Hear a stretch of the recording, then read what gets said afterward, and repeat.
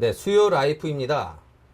오늘은 새롭게 바뀐 LMO 정책에 관련해서 K&K 이민 컨설팅 김조한 부사장님으로부터 설명 듣는 시간 갖겠습니다.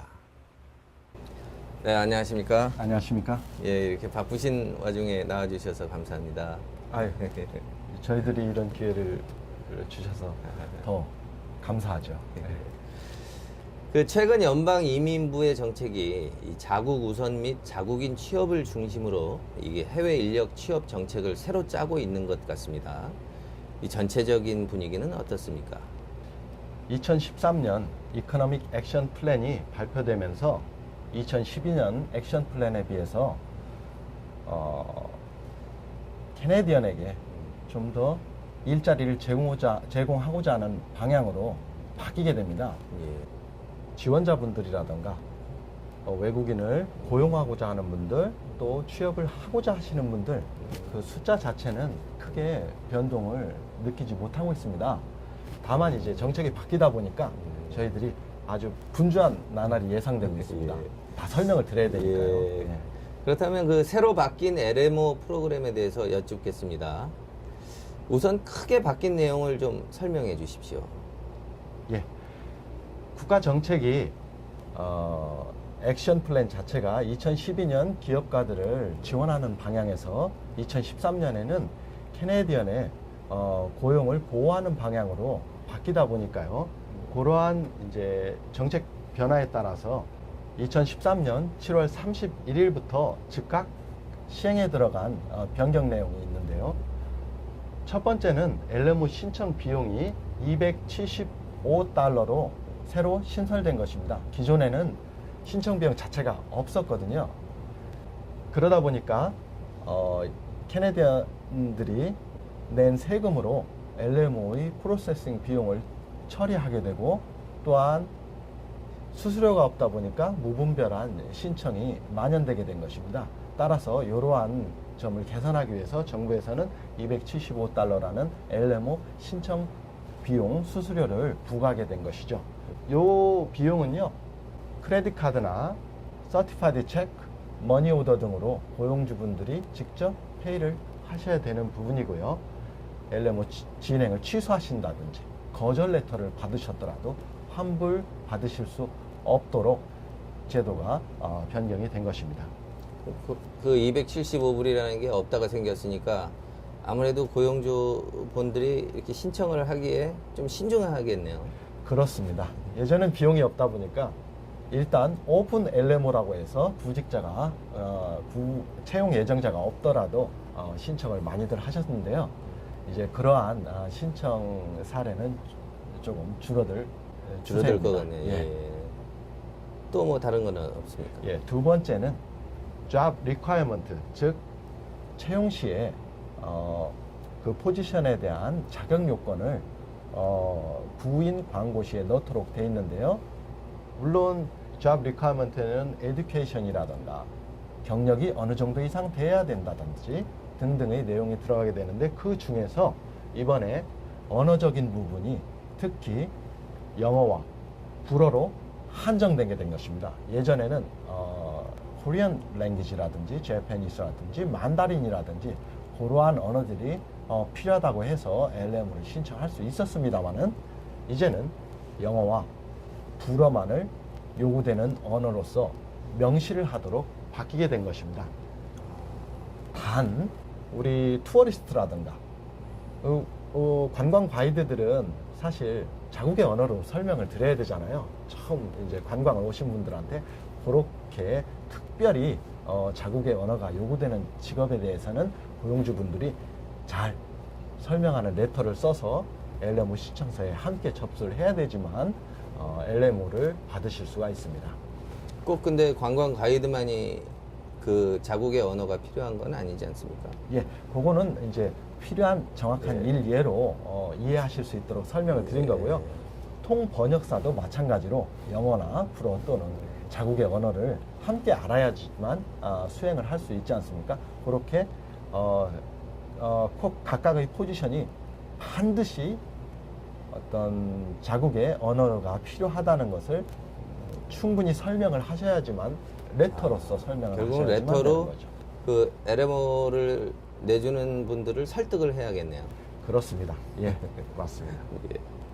또 다른 것들은 좀 말씀해 주시죠. 예, 세 번째로 바뀐 부분이 있는데요. LMO 구인 광고 관련 내용입니다. 기존에는요, 레이버 마켓 오피니언을 신청하기 전에 캐네디언을 고용하기 위해서 구인 광고를 한 정해진 기간이 2주였습니다. 그런데 4주로 2배 이상 늘어나게 된 것이죠.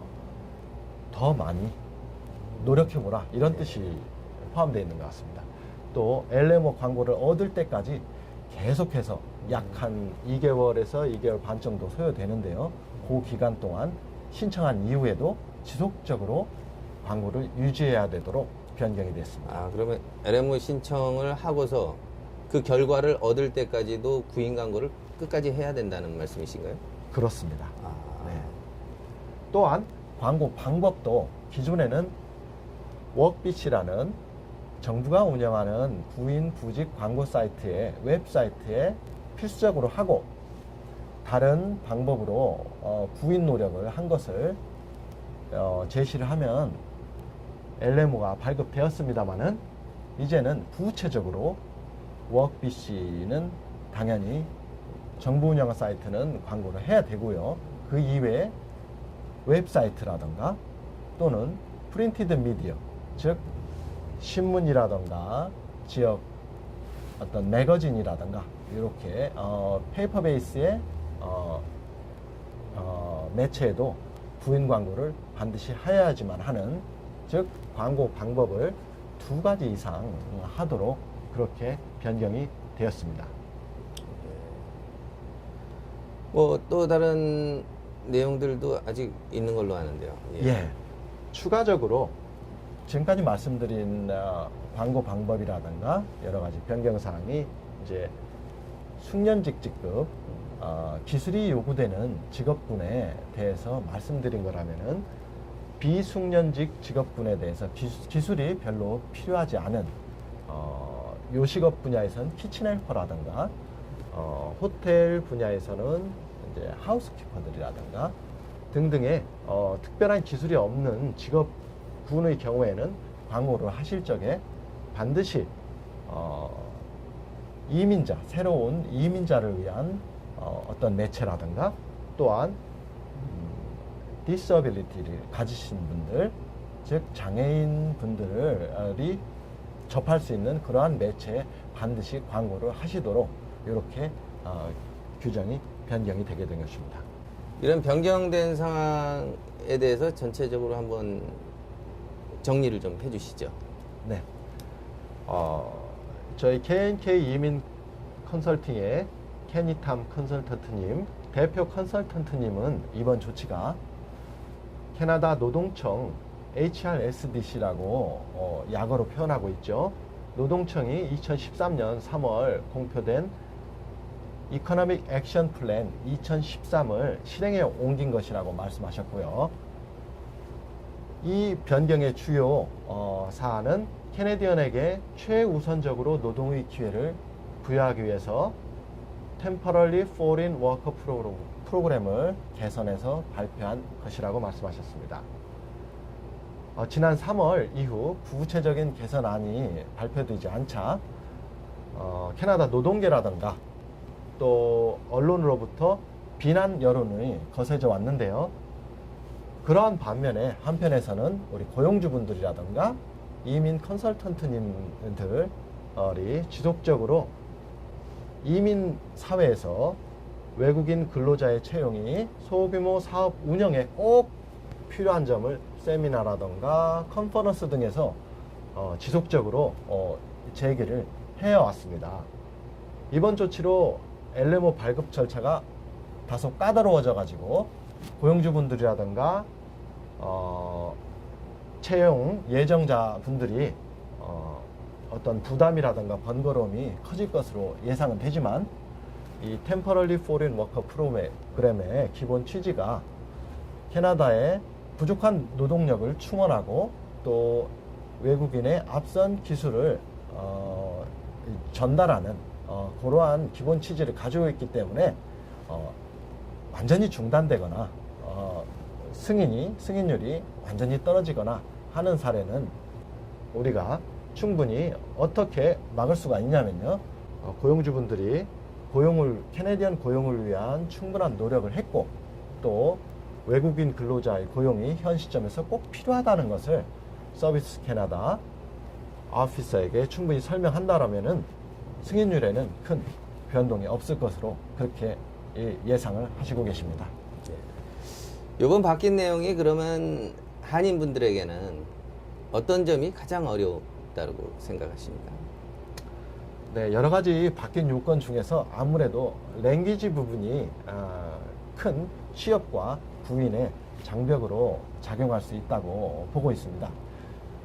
왜 그러냐면 필리핀이라든가 인도에서도 영어를 이미 많이 사용을 하고 있고요. 그런 분들은 이미 영어를 자국에서 충분히 사용을 하고 계신데, 우리 한국 분들은 사무직이라든가 전문 기술 직종에서 잡을 구하고자 하시거나 아니면 사람을 채용하고자 하실 때 그분들이 필요한 영어가 충분히 자격 요건에 맞다는 것을 서비스 캐나다 오피서에게 설득을 시켜야 되는 부분이 있기 때문에 아마도 인터뷰 시에 부담이 훨씬 가중되게 돼 있고요.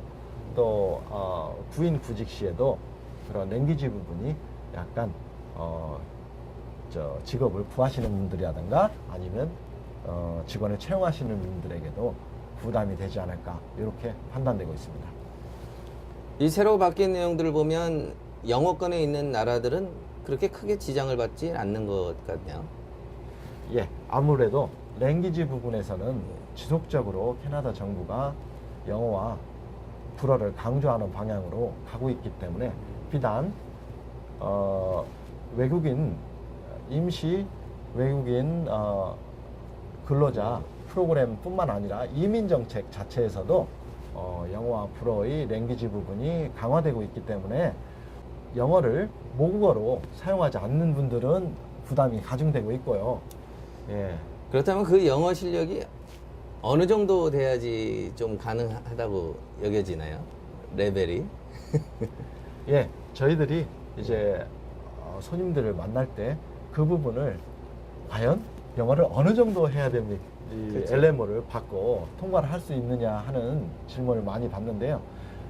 그것은 직종에 따라서 약간 리퀘어먼트 자체가 달라지게 돼 있고요. 예를 들어서 언어가 많이 필요하지 않은 요리사라든가 이런 분들은 기본적인 언어, 가게에 불이 났을 때 911에 신고를 해야 되지 않느냐라고 인터뷰 시에 오피서가 물은 사례도 있다시피 최소한의 어떤 이머전시 상태에 대비할 수 있는 정도의 영어 실력은 생활 영어 실력을 갖추고 계시면 되고요. 또한 이제 어떤 매니저급의 잡을 이제 구하고자 하시는 분들은 충분히 어떤 이 생활이라든가 아니면 잡 분야에서 전문적인 분야에서도 통용이 될 수 있는 영어의 커뮤니케이션 능력이 있으셔야 되리라고 그렇게 판단이 됩니다. LMO 상황이 이렇게 자주 변경되는 이유는 뭐라고 생각하십니까? 네, 거기에는 이유가 있습니다. 앞서 말씀드린 바와 같이 2012년에는 기업가라든가 투자자들을 지원하는 방향으로 ALMO, 즉 기간과 절차가 대폭 간소화된 Accelerated Labor Market Opinion 절차를 내놓으면서 쉽고 빠르게 기업하시는 분들이 외국인 근로자를 고용할 수 있도록 제도를 개선되는 듯 보였습니다. 그러나 BC주 북단의 마이닝 회사들이 캐네디언이 어베이러블 하는데도 불구하고 대규모 광산 인력 자체를 갖다가 중국에서 LMO를 받아서 고용하고자 하는 이 남용 사례들이 발생을 하게 됩니다. 또한 여기에 금년 초에는 또 로얄 뱅크 오브 캐나다에서 이제 아웃소싱을 즉 캐네디언 직원들을 대신에 외국 근로자를 트레이닝 시켜서 채용하고자 하는 그러한 이제 남용 사례들이 발생을 하다 보니까 정책 자체가 이렇게 보수적으로 캐네디언에게 먼저 일자리를 제공해주는 방향으로 급선회해서 바뀌게 된 것입니다. 예, 그런 배경이 있었군요. 예. 네, 새로이 바뀐 내용을 전해 주셨는데요. 이와 관련해서 한인 업주들과 LMO를 준비하시는 분들에게 알려주실 중요한 포인트를 한번 정리해 주시기 바랍니다. 네, 앞서 말씀드린 바와 같이 이 Temporary Foreign Worker 프로그램과 이 LMO 절차 자체가 기본 목적은 부족한 노동력을 수혈을 하고 또 스킬을 외국인으로부터 캐나다인에게 이렇게 트랜스퍼하는 그러한 기본 취지를 가지고 있기 때문에 이 지금 바뀐 정책 자체가 원천적으로 외국인 근로자를 채용하는 것을 봉쇄하는 것이 아니라 남용을 막기 위한 개선으로서 실시된 것이기 때문에 고용주분들이라든가 또 채용을 앞두신 채용 예정자 분들께서는 LMO 인터뷰라든가 진행 절차 당시에 오피서들에게 캐네디언을 구인하고자 하는 충분한 노력을 했고 또 지금 비즈니스의 영위를 위해서 외국인 근로자가 반드시 필요하다는 점을 충분히 설명을 드린다면은 기존과 같이 LMO 승인을 잘 받으셔서 승인율에 변동이 없이 비즈니스라든가 직장을 이렇게 잡으실 수 있는 계기가 되지 않을까 그렇게 판단이 됩니다. 예. 네, 새로 변경된 사항을 아주 자세히 설명을 해주셔서 이해가 잘 갔습니다. 예, 다음에 또 그런 변동 사항이나 어떤 이슈가 있다면 다시 한번 설명해 주실 거죠?